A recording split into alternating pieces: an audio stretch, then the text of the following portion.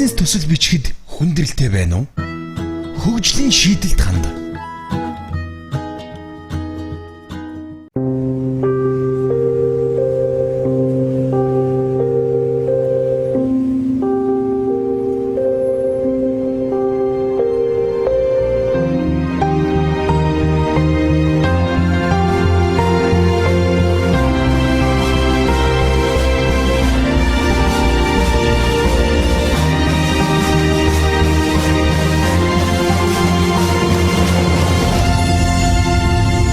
Бизнесийн зөвлөх үйлчилгээ.